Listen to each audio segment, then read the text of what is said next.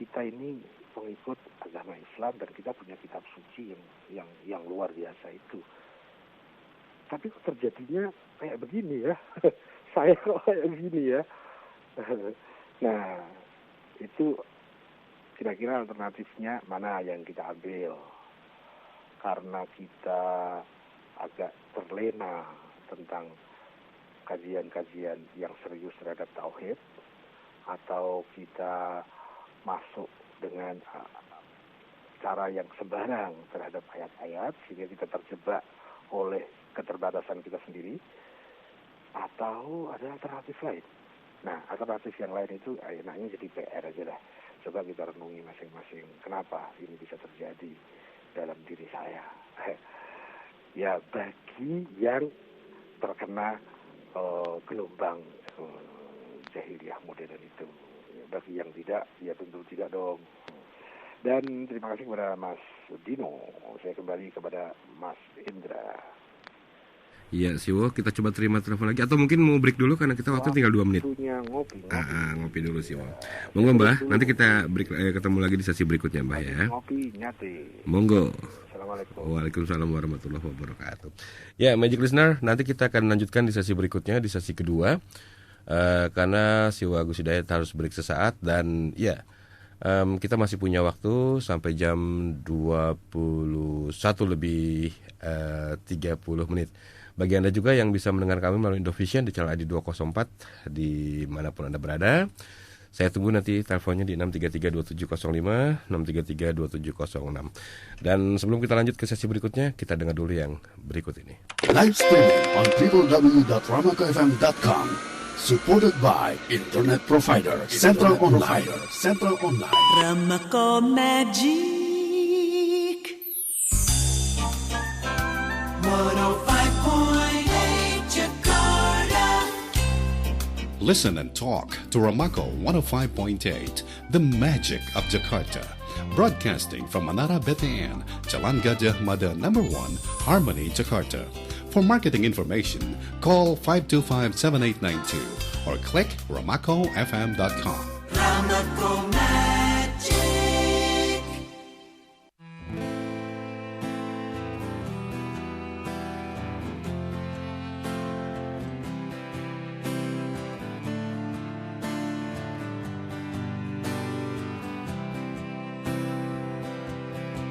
Segala yang ada dalam hidupku, ku sadari semua milikmu. Ku hanya hambamu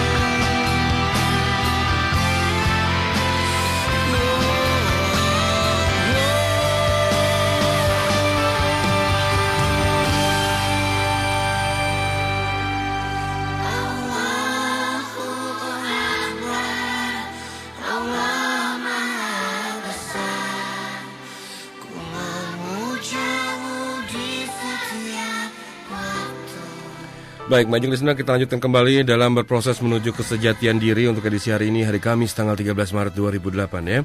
Dan tentunya masih bersama saya Indra Samudra dan teman sharing kita Siwa Gus Hidayat sampai jam 21:30 nanti. Oke, baik, silakan Anda yang berada di Pontianak melalui Mitra Mahardika Katulistiwa 102,6 FM atau juga Indovision channel ID 204 dan www.ramakofm.com.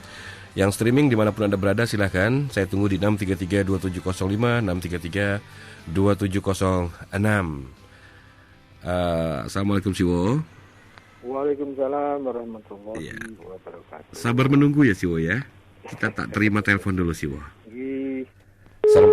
Iya silakan 633-2705, 633-2706. Sudah saya buka lagi.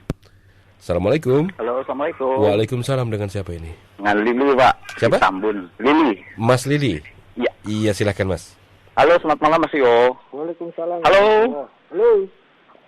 Selamat malam. Selamat malam. Iya, Pak mau tanya sedikit tentang sholat itu, apakah ada gerakan sholat itu apakah ada dalam Al-Quran gitu? Ya, mungkin ada dalam hadis atau mungkin itu yang mana gitu? Apa gerakan? Gerakan sholat itu yang apakah ditulis dalam Al-Quran begitu ya? Iya, iya. Atau juga mungkin di hadis gitu? Terus yang kedua mengenai pemimpin Islam. Pemimpin Islam. Pemimpin Islam kayaknya pemimpin Islam nggak ada gitu. Kayaknya menurut saya kayaknya nggak ada. Kalau pemimpin umat mungkin ada. Oke. Iya, yang ketiga satu lagi, boleh ya Pak ya? Iya boleh, silakan. Ini apa namanya? Kita dengar istilah ada manajemen kolbu. Pak Siwo juga pernah melontarkan ada manajemen berpikir ya. Pikiran. Terus ada nggak kira-kira manajemen Roso Pak? Manajemen Rasul ya? Iya. Roso. Manajemen apa? Roso. Oh iya. Oh, Roso. Kira-kira Oke. begitu. Baik, terima kasih. Assalamualaikum. Waalaikumsalam warahmatullahi wabarakatuh. Itu dari Mas Lili. Silakan yang lainnya. Manajemen Roso.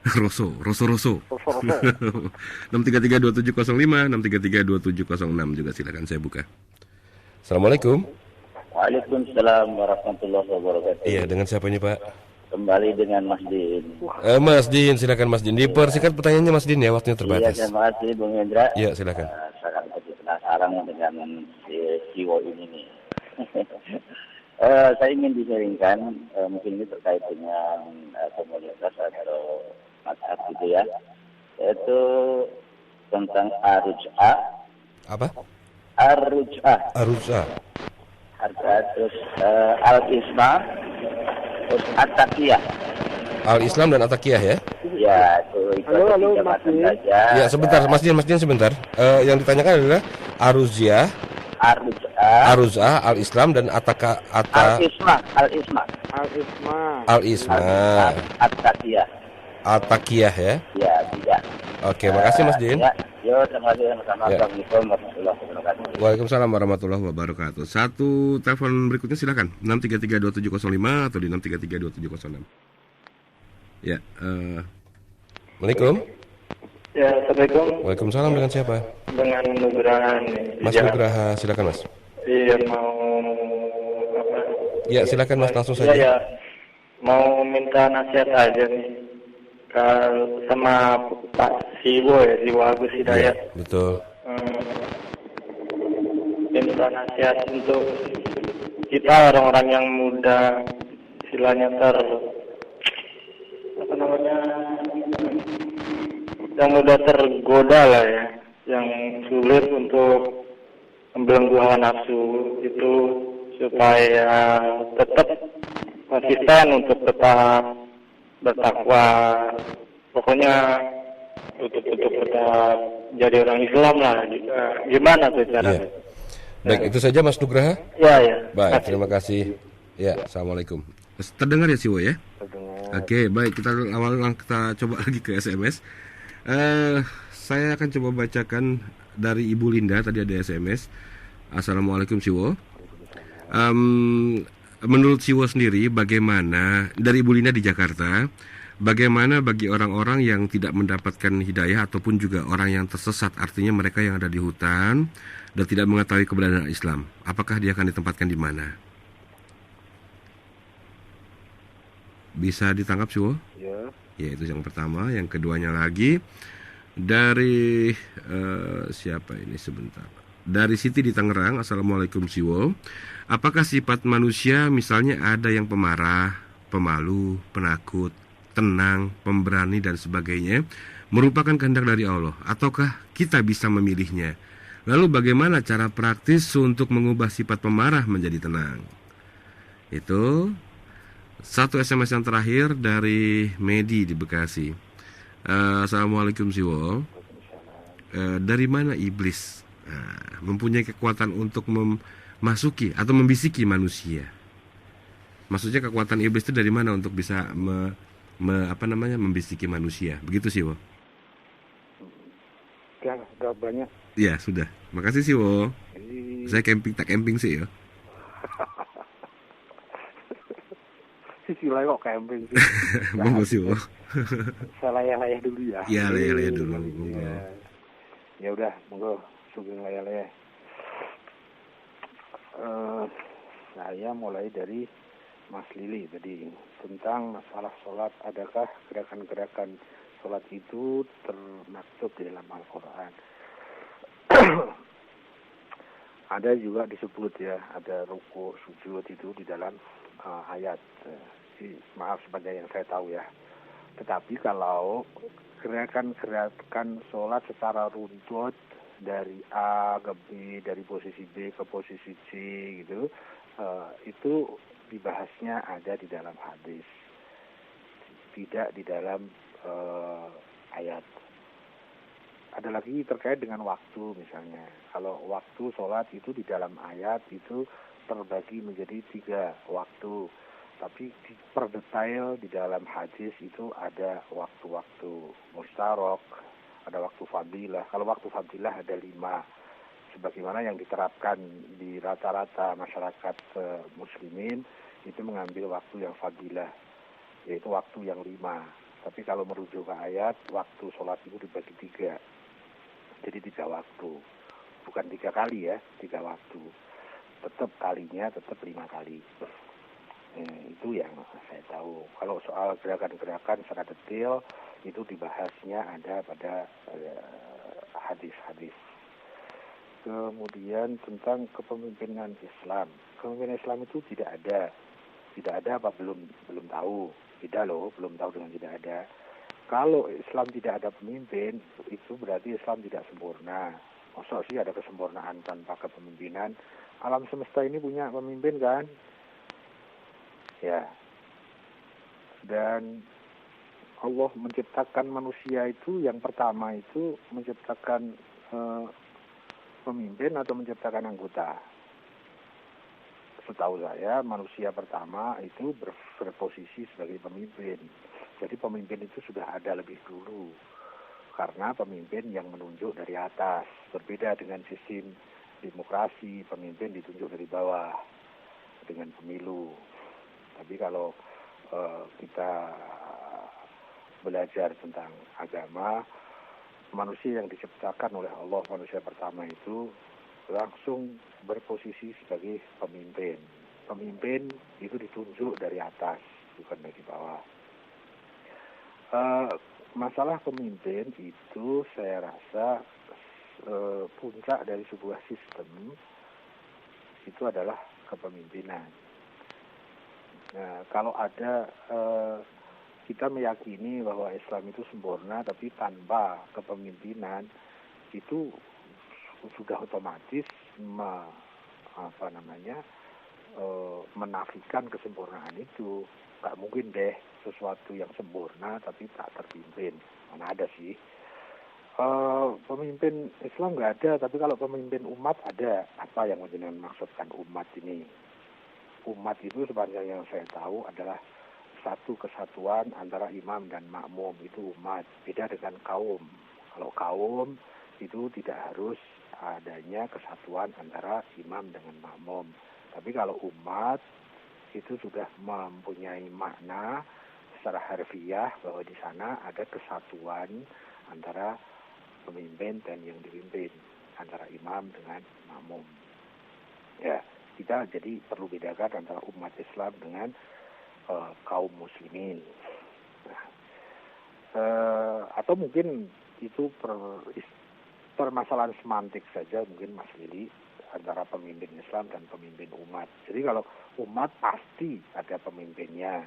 Konsep Islam, kalau memang konsep Islam itu sempurna, pasti ada konsep kepemimpinannya. Nah, meskipun nanti warga Muslim itu ada yang punya pemimpin, ada yang tidak. Ada yang masuk ke koridor kaum, ada yang masuk ke koridor umat. Kalau umat pasti punya pemimpin. Kemudian ada istilah manajemen kolbu, kemudian ada istilah manajemen pikiran. Lah, terus ada juga nggak manajemen rasa? Yaitu masuk ke manajemen kolbu, masalah rasa itu. Kolbu itu hati. Nah, di dalam hati itu kan banyak komponen-komponennya. Ya, paling tidak secara garis besar dalam hati itu ada akal dan ada nafas. Nah, rasa itu bagian dari nafas. Jadi, adakah manajemen rasa? Ada. Di mana? Di manajemen kolbu. Manajemen kolbu yang mana? PR. Terus Mas Din masuk lagi. Hebat bener ini Mas Din ini bisa masuk 2 kali. Apakah ar-ruja'ah, apakah al-ismah, dan apakah at-taqiyah? Ini Mas Din ini baru asik apa ya? Saya nggak tahu sih. Tapi ketiga-tiga istilah ini saya dapati pada saat saya belajar Syiah, madhab Syiah gitu kan, Syiah Itsna Asy'ariyah yang saya pelajari, dan saya menemukan istilah-istilah ini. Ar-ruja'ah adalah sebuah istilah yang di dalamnya mengandung pemahaman bahwa orang-orang yang sudah meninggal dari dunia, orang yang sudah mati, nanti akan dihidupkan kembali di dunia ini juga, bukan dihidupkan di barzah. Kalau di barzah sih memang hidup gitu ya. Jadi orang yang sudah mati, yang sudah di alam barzah itu dikembalikan lagi ke alam dunia, dan sepanjang yang saya tahu itu sebagai ketuntasan hujah kebenaran dan kesempurnaan hujah, kesempurnaan hidayah, dan itu akan ada pada puncak kejayaan kebenaran pada masa yang akan datang, masih di dalam periode kehidupan duniawi ini. Kalau contoh-contoh masa lalu tentang ruj'ah itu misalnya siapa ya? Ada seorang nabi yang dia dimatikan kemudian dihidupkan lagi. Itu namanya Nabi, lupa saya. Ada lagi kaumnya Nabi Musa. Itu malah rombongan itu. Kaumnya Nabi Musa ada yang dimatikan kemudian dihidupkan lagi. Begitu. Dan pada kajian tentang ruj'ah yang saya tangkap, ruj'ah adalah dihidupkan kembali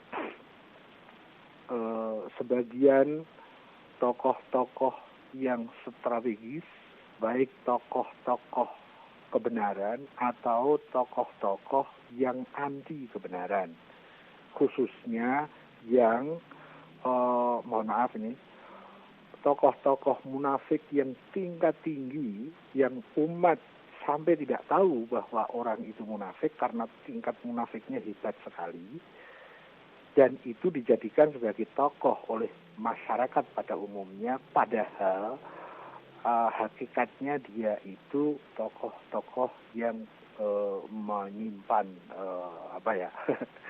menyimpan keburukan yang dahsyat gitu kan. Nah, itu tokoh-tokoh yang orisinal sebagai tokoh kebenaran dan tokoh-tokoh yang tersembunyi sebagai tokoh anti kebenaran, itu semua dihadirkan dan bahkan bersama kitab sucinya masing-masing. Jadi yang saya bayangkan kalau waktu membahas tentang ruj'ah ini, di sana nanti akan dihadirkan juga ada Nabi Musa misalnya, dihadirkan juga Nabi Daud, dihadirkan juga Nabi Isa, dihadirkan juga Rasulullah, dihadirkan.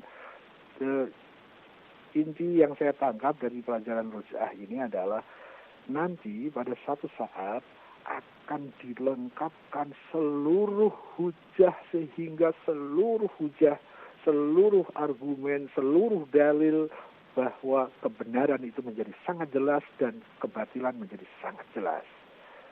Nah, disitulah puncak hidayah pada periode duniawi. Itu yang saya pahami tentang ruja'a. Roja'a itu maksudnya kembali. Ya, roja'a. Kalau al-ismah itu terkait dengan masalah kemaksuman. Nah, ini sering dihubungkan dengan pribadi-pribadi para figur guru kehidupan. Khususnya adalah kepada para nabi dan para rasul. Yaitu ismah itu satu istilah yang dilekatkan kepada figur tertentu yang dia suci, disucikan. Itu disebut orangnya maksum. Pembahasannya ada di dalam pembahasan al-ismah itu. Meskipun nanti definisi maksum itu berbeda-beda. Di beberapa komunitas memahami bahwa maksumnya Rasul hanya pada saat membawakan wahyu misalnya, tapi dalam kehidupan sehari-hari secara pribadi tidak gitu. Jadi makanya ada yang meyakini bahwa Rasul punya salah, tapi sebagian komunitas lain itu meyakini bahwa maksum itu dia sama sekali tidak punya salah, tidak punya dosa, dia suci atas ikhtiarnya dan dia mendapatkan fasilitas disucikan. Jadi sama sekali dia tidak punya salah dan sama sekali dia tidak punya dosa sekecil apapun. Ini ada dua definisi tentang maksum itu, pembahasannya ada dalam al-ismah. Jadi al-ismah itu salah satu istilah yang terkait dengan kemaksuman figur-figur kebenaran tertentu. Kemudian tentang at-taqiyah. At-taqiyah ini saya dapati juga pada saat saya belajar tentang mazhab Syiah. Akar katanya sama dengan takwa. Cuma istilah ini mengandung makna yang ada perbedaannya dengan takwa. Sama-sama sebagai sebuah kehati-hatian. Karena orang yang takwa itu juga mengandung makna dari kehati-hatian. Ada bahkan hadis yang meriwayatkan, dicontohkan orang yang takwa itu yang dia sedang berjalan di atas runcingan kaca, di atas pecahan-pecahan kaca yang runcing dan dia berjalan di atasnya. Maka dia berjalan pasti dengan sangat hati-hati. Ada yang memberikan gambaran salah satu aspek dari takwa seperti itu. Nah, saya pahami taqiyah itu sikap yang sangat hati-hati dalam rangka bersosial, dalam rangka dia beradaptasi terhadap lingkungannya. Nah, nanti sering dikaitkan dengan menyembunyikan keyakinan atau menyembunyikan kebenaran yang diyakini dalam rangka dia beradaptasi dengan lingkungannya. Kalau saya mempunyai contoh kecil begini, saya kalau mendidik anak saya, itu saya harus menggunakan prinsip ini, yaitu prinsip taqiyah. Banyak ilmu-ilmu saya harus saya sembunyikan sementara karena belum relevan dengan wadahnya. Saya mempunyai contoh yang mungkin simpel seperti itu. Jadi taqiyah itu sebuah istilah yang mengandung makna sikap kehati-hatian seseorang di dalam mensikapi lingkungannya, sehingga kadang sampai menyembunyikan keyakinan. Karena kalau dia tampakkan keyakinannya, dia bisa akan mengakibatkan hal-hal yang negatif. Kurang lebih seperti itu yang saya pahami. Saya mohon maaf, itu sepanjang yang saya pahami. Apakah makna sesungguhnya dari al-Ja'ah, al-Ismah, dan at-Taqiyah, itu saya tidak punya kapasitas untuk men-sharingkan atau apalagi mengklaim. Ini loh maksudnya, tidak. Itu sepanjang yang saya pahami dari pembelajaran saya. Terus dari Mas Nugroho minta nasihat. Maaf Mas, saya kan belum diangkat jadi penasehat, jadi ya belum punya nasihat. Kalaupun saya punya nasihat mungkin terbatas untuk hal-hal yang wajib saja untuk istri dan anak saya, yang itu pasti. Yang lain-lain bukan menjadi kewajiban saya. Ada yang mempunyai kapasitas yang dia memang mempunyai tugas untuk menasehati masyarakat. Tapi pasti orang itu orang yang mutunya sangat tinggi. Saya belum punya kapasitas seperti itu. Saya pernah dulu menerima SMS, jadi menurut Siwo, kita itu hanya boleh mikirin anak istri saja. Kalau Islam mengajarkan kayak gitu, ya layak deh. Itu bangsa Palestina juga dia terbengkelai, kita tidak pernah mikirin, kita hanya bisa bilang, emang gue pikirin.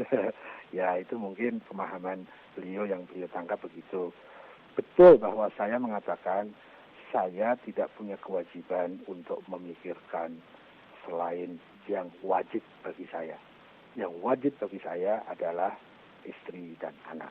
Kalau memikirkan hal-hal yang sifatnya sampai ke masalah masyarakat, apalagi masyarakat yang ada jauh di sana, itu belum kapasitas saya. Kalau saya ikut-ikut nimbrung ke situ, saya tidak menambah manfaat, tapi malah membuat ruwet. Bayangkan kalau kita misalnya, kita tidak mengerti ilmu tentang ketentaraan, kemudian kita nyelonong saja ke dalam sebuah pasukan. Apa kira-kira yang terjadi?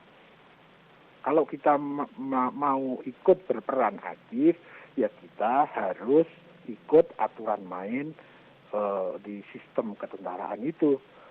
Kalau kita tidak memenuhi syarat, ya pasti kita tidak boleh masuk, karena masuk, nyelonong masuk. Maunya sih baik, ya kan, niatnya sih baik, tapi justru ganggu itu, ya gitu kan. Ada yang mengirim saya SMS seperti itu. Oh ya wajar kalau Islam mengajarkan kayak gitu. Ya GP aja, orang lain mau bernasib bagaimana? Bukan begitu mas, masing-masing ada kapasitasnya. Bukan berarti kalau saya itu, kapasitas saya itu hanya baru wajib terhadap anak dan istri. Bukan berarti semua orang itu begitu. Tidak, ada yang dia relevan, mempunyai kapasitas menjadi penasehat di masyarakat. Ada yang berkapasitas untuk memikirkan bagaimana nasib bangsa-bangsa. Ada yang berkapasitas untuk sekedar memikirkan keluarganya sendiri. Nah, kalau kapasitasnya itu baru bisa memikirkan keluarga sendiri, kemudian ikut nimbrung memikirkan keluarga lain, yang terjadi malah tabrakan, mas. Jadi tidak relevan, itu tidak tertib, itu namanya sembarang. Itu yang saya pahami seperti itu. Mudah-mudahan ini bisa menjadi klarifikasi bagi pengirim SMS yang terkait dengan itu. Bukan Islam mengajarkan kita hanya untuk mikirkan anak istri saja, enggak. Itu kapasitas kemampuan saya, mas. Bukan berarti orang lain semua harus begitu, enggak. Ada yang diberi tugas untuk memikirkan umat kok. Ada yang diberi tugas untuk memikirkan Baitul Mal. Ada yang diberi tugas untuk memikirkan tentang ekonomi masa depan. Ada yang diberi tugas untuk memikirkan pengkaderan sesuai kapasitas yang relevan. Ya, betul bahwa kemarin dulu saya pernah mengatakan bahwa yang wajib bagi saya, jelas wajib bagi saya, itu adalah bertanggung jawab terhadap anak dan istri. Nah, kalau nggak wajib, saya nggak mikirin juga nggak apa-apa kok. Ya, apalagi kalau bukan kapasitas saya, kemudian saya ikut-ikut mikir, itu tambah runyam aja jadinya. Maksudnya kita mau bantu, tapi malah ngurusui jadinya. Itu agak selentingan sedikit. Kalau saya dimintai nasihat, saya belum kapasitasnya seseorang yang layak memberi nasihat. Jadi Mas Nugroho, kita sharing aja ya. Bagaimana sih agar tidak mudah tergoda oleh hawa nafsu? Kuncinya di tauhid kayaknya, Mas. Bagaimana agar kita tetap bisa menjaga ketakwaan kita? Kunci primernya ada tauhid. Kalau tauhid kita lemah, kita tidak mungkin bisa melawan hawa nafsu. Karena melawan hawa nafsu itu melawan dirinya sendiri. Dan kalau kita perang terhadap diri kita sendiri, kita pasti kalah. Kecuali kita dapat bantuan dari faktor lain. Nah, faktor lain dalam hal ini yang paling simpel, paling praktis, paling mujarab adalah Tuhan. Untuk mengakses kepada Tuhan butuh adanya tauhid dalam diri kita. Itu kayaknya kemudian SMS waktunya makin sempit dari Mbak Lindah atau Mbak Indah tadi, bagaimana orang yang ada di hutan dan dia belum mendapatkan hidayah. Sudah kok Mbak, setiap orang itu sudah dapat hidayah sesuai kapasitasnya. Kalau di hutan dia sudah dapat hidayah, ada dalam dirinya, dia punya nurani, dia punya akal, dia punya hati kecil. Itulah hidayah yang harus diambil oleh dia. Maka orang yang mengikuti suara nuraninya sesuai kapasitasnya, meskipun dia hidup sendiri di hutan, tidak pernah ketemu komunikasi, tidak pernah ketemu orang, tapi dia pasti bisa membedakan mana yang layak dan mana yang tidak, mana yang pantas, mana yang tidak, mana yang benar, mana yang tidak, sesuai kapasitas dirinya. Karena di dalam diri seseorang itu sudah dilengkapi dengan hidayah seperti itu. Tinggal masalahnya bukan berarti dia tidak dapat hidayah, dia mau ngambil hidayah itu apa tidak, gitu ya. Allah memberikan hidayah itu sudah kepada seluruhnya tanpa pilih kasih. Yang menjadi masalah adalah kita diberi kehendak bebas, mau ngambil atau tidak. Nah, ungkapan kita belum dapat hidayah itu bisa bikin salah paham dan bisa bikin suudzon kita kepada Allah. Ada kesan bahwa wah, kita mau ikhtiar apapun kalau Allah belum ngasih hidayah, ya enggak gitu dong. Hidayah itu sudah ditebar kemana-mana kepada siapa saja, kemudian diserahkan kepada kita mau ngambil apa tidak. Ya, jadi kalau kita belum mau ngambil hidayah, jangan bilang kita belum dapat hidayah. Yang salah Allah lagi nanti. Allah jadi tong sampah nanti. Kalau yang buruk Allah. Kalau prestasi saya. Kayaknya begitu. Kemudian Mbak Siti di Tangerang. Sifat manusia tentang pemarah, pemalu, itu apakah sudah kehendak Allah? Ya, itu ada dalam kerangka acuan besar kesemestaan dari kehendak Allah. Tetapi masing-masing orang punya sifat pemarah atau pemalu atau yang lain itu merupakan akibat dari proses sebelumnya. Bisa jadi proses itu terkait kepada bagaimana terhubungnya sperma dan ovum yang merupakan bibit untuk menjadi kita. Apakah sperma itu dari saripati makanan yang halal atau yang haram, yang barokah atau tidak, itu sangat mempengaruhi sifat kita berikutnya. Misalnya seperti itu. Nah, adanya hukum seperti itu ada di dalam kerangka kehendak dari kesemestaan Allah. Jangan lupa bahwa kehendak Allah itu ada kehendak yang takwini dan tasri'i. Kayaknya kita harus bedakan itu. Kalau tidak, kita salah paham lagi. Terus bagaimana? Bisakah sifat yang keras dirubah menjadi lembut? Oh, bisa. Bagaimana? Ya, kuncinya kita harus kalahkan ego kita dan kita masukkan ego ketuhanan. Kayaknya cara satu-satunya hanya itu yang saya tahu. Cara yang paling simpel, cara yang praktis, dan sekaligus itu merupakan langkah proses menuju kesempurnaan diri kita. Bagaimana? Ya, kita pelan-pelan mengenali diri kita, mengenali ego kita, kemudian kita juga pelan-pelan bertahap mengenali tentang ketuhanan, kemudian kita berusaha menyesuaikan ego kita dengan ego yang pasti benar, yaitu ego dari ketuhanan. Nah, manakala kita sudah bisa menyesuaikan, nah nanti bisa ada lanjutan lebih ke sana lagi. Kalau kita maju selangkah, kita akan ditarik 10 langkah. Kalau kita maju 10 langkah, kita mengambil hidayah yang kedua, kita akan ditarik masuk ke hidayah yang ketiga. Kalau kita tidak mengambil hidayah yang kedua, kita tidak akan mendapatkan pintu hidayah yang kelima, dan seterusnya. Itu ada tahapan prosesnya. Kemudian yang terakhir dari Bekasi ini, Mbak Medi atau Mas Medi, dari manakah iblis punya kekuatan untuk membisik manusia? Kekuatan itu dari Allah.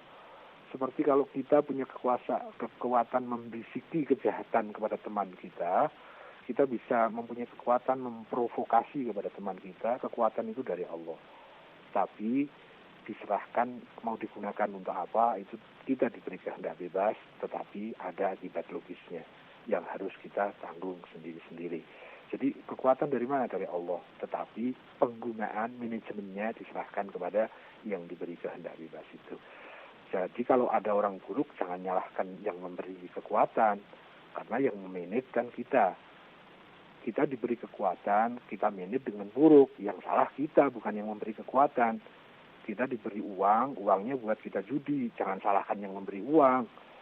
Kurang lebih seperti itu. Itu ada nanti hukum-hukum mana yang sebab jauh, mana yang sebab dekat, mana yang harus bertanggung jawab terjadinya akibat. Apakah sebab dekat atau sebab jauh? Kalau dari sebab jauh, seluruhnya berasal dari Tuhan, dari Allah. Tapi nanti siapa yang harus bertanggung jawab? Yang bertanggung jawab adalah yang menjadi sebab dekat dari adanya akibat-akibat. Ya. Allah yang memberi kepada kita suara. Nah, yang memanage suara ini mau untuk apa? Untuk merayu atau untuk menipu dengan suara kita, itu kita sebab dekatnya. Yang harus bertanggung jawab itu sebab dekat, bukan sebab jauh.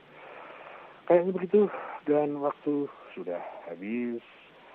Kopi saya masih, jadi acaranya selesai, tapi ngopinya dilanjutin. Iya Siwo. Itu ya. Sudah selesai Siwo. Pamit ya. Iya monggo Siwo. Pamit gitu ya. Monggo Mbah. Monggo diajeng. Iya, kepada seluruh majelis listener, seluruh staf dan keluarga besar Ramaku. Terima kasih atas partisipasinya. Semoga kita dipersaudarakan dalam kebenaran, penghambaan dan berkah. Mohon pamit. Wala quwata illa billah. Assalamualaikum warahmatullahi wabarakatuh. Waalaikumsalam warahmatullahi wabarakatuh. Terima kasih Siwo Agus Hidayat dan Magic Listener, juga para pendengar di luar kota Jakarta. Dengan demikian berakhir sudah acara berproses menuju kesejatian diri untuk edisi hari ini, hari Kamis tanggal 13 Maret 2008. Insya Allah minggu depan di jam dan waktu yang sama kita kembali berjumpa dan sharing kembali bersama Siwo Agus Hidayat. Sesaat saya akan undur diri dan kita ketemu lagi nanti dalam acara Song for You sampai jam 24 malam nanti. Indra Samudra mohon diri. Assalamualaikum warahmatullahi wabarakatuh. Renungan Sufi. Selama engkau terjerat oleh pikiran ada dan tiada, bagaimana kau dapat tapakkan kaki di jalan ini? Kosongkanlah dirimu sehingga hanya ada kehendak dari Dia. Sepanjang kau terjajah oleh diri, bagaimana kau dapat mencapai kesejatian? Jika tidak tersucikan dalam kerendah hatian dan fana, bagaimana akan mencapai pengetahuan tertinggi dari Yang Maha Agung? Dalam cermin Sang Kekasih, Tuhan, Sufi melihat sang diri, dan dalam cermin diri melihat sifat-sifat dan tanda-tanda Sang Kekasih. Dari Fariduddin Athar.